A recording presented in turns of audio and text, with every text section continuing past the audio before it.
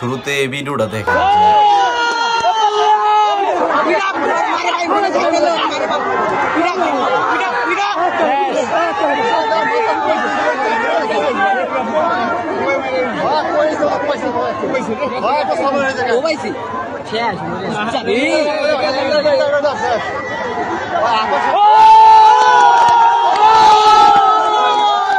আচ্ছা, এটা কোনো এই যে ভিডিওটাতে দেখলেন, এটা কোনো মেলা বা উৎসবের পরিবেশ না, ঠিক আছে। ভিডিওটা মূলত এটা যে ঘটনাটা ঘটছে, এটা হলো একটা ডাকাতির ঘটনাটা ঘটছে আপনার শরীয়তপুর জেলার মাদারীপুরে। তো ওই জায়গার মধ্যে গতকাল রাতে, গতকাল রাতে আমি যতটুকু নিউজে দেখছি যে গতকালকে রাতে ওই জায়গাতে 5 জন ডাকাত তারা স্পিড বোট বা নৌকা নিয়ে ডাকাতি করতে আসছিল, তখন এলাকাবাসীরাতে তারা আটক হয়েছে। তো যে ভিডিওটা দেখলেন যে এই জায়গার মধ্যে এমন একটা উৎসবমুখর পরিবেশ তৈরি হয়েছে যে এই জায়গার মধ্যে কিন্তু যতটুকু আমি নিউজে দেখলাম যে 2 জন ডাকাত মারা গেছে ঘটনাস্থলে, মানে মানুষের পিটনের কারণে 2 জন ডাকাত মারা গেছে। তো এই জায়গাতে একটা মানুষ, 2টা জলজন্ত মানুষ সবার চোখের সামনে মারা গেল। তারপর এই জায়গার মধ্যে এতটা উৎসবমুখর পরিবেশ তৈরি হয়েছে, আপনারা দেখলেন যে 2টা মানুষ মারা গেছে। হ্যাঁ, একটা মানুষ ইচ্ছা করলে কিন্তু আমরা বাঁচাই দিতে পারবো না, আমাদের পৃথিবীর মধ্যে কোনো মানুষের ক্ষমতা নাই যে একটা মানুষকে বাঁচাই দিতে পারো, কিন্তু 2টা মানুষে সবার সামনে মাইরা ফেলা হয়েছে। তো মাইরা ফেলা হয়েছে তাদের কর্মের কারণে, তাদেরকে মারা হয়েছে। তারা মূলত ডাকাত, তো তাদের কাছেও মানুষের জীবনের মূল্য নাই। তো এই ধরনের ডাকাত মানুষের জীবনের মূল্য সাধারণ মানুষের কাছে নাই।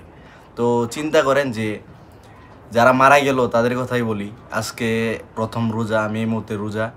তো গতকালকে তাদের সেহরি করার সময় ছিল। তো এই মুহূর্তে তাদের কোনো জীবন বা আখিরাত বা ইমান আমল নিয়ে তাদের কোনো চিন্তা নাই। যারা ডাকাতি করে বা এরকম পেশায় যুক্ত আছেন, আপনাদের এই ধরনের কোনো চিন্তাধারাই নাই।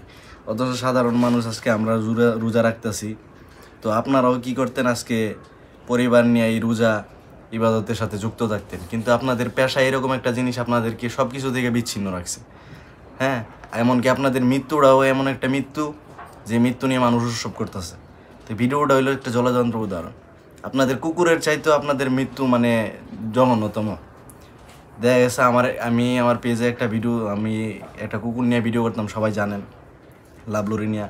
তো এই কুকুরটা মারা যাওয়ার পরে বাংলাদেশে অনেক মানুষ কান্না করছে। আর আপনাদের মতো মানুষ, চোখের সামনে মানুষ, এলাকাবাসী মাইরা ফেলাইতেছে, কারো কোনো আক্ষেপ নাই, কেউ কোনো বাঁচানোর জন্য নাই। চিন্তা করেন আপনাদের জীবনটা কী ধরনের জীবন, মানে কী ধরনের জীবন নিয়ে আপনারা চলাফেরা করেন। আপনাদের পেশা আজকে আপনাদেরকে কোন জায়গায় নিয়ে গেছে। এই যে আপনারা এই যে পেশার সাথে যুক্ত আছেন, এই পেশা দিয়ে আপনাদেরকে পরিবার চালাইতেছেন।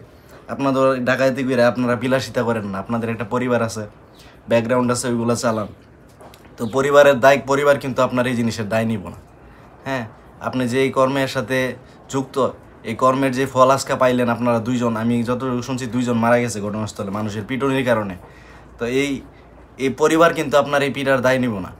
এই যে কষ্টটা পায় মরলেন, এই পরিবার আপনার কষ্টের ফল ভোগ করতে আইতেছে না। আপনার কষ্ট আপনারই সহ্য করতে হইব।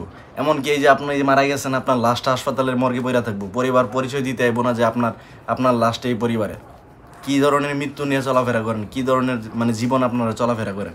ডাকাতি বিশেষ করে 2টা মানুষ চোখের সামনে মারা গেছে, অথচ সবাই উৎসবমুখর একটা পরিবেশ তৈরি হয়েছে। এই কারণে নিজের জীবনটারে মূল্য দিতে শিখুন। কষ্ট করে খান, কম খান, তারপরও সম্মান নিয়ে চলাফেরা করেন। আপনাদের কাছে রিকোয়েস্ট, এই যে দেশে অস্থিতিশীল পরিবেশ আপনারা তৈরি করতেছেন, আপনারা আরও কর্ম আছে, আরও কাজ আছে, আপনারা এইগুলাতে যান। আপনারা ডাকাতি করেন, মানুষের হক নষ্ট করেন, তো মানুষ তো আপনাদের সাথে এই ধরনের কাজই করব। তো এটা একটা জলযন্ত্র উদাহরণ। গতকাল রাতে এই ঘটনাটা ঘটছে, অনেকেই দেখছেন নিউজে, আমি মূলত নিউজেই দেখছি, বিভিন্ন ভিডিও আমার চোখের সামনে আসছে।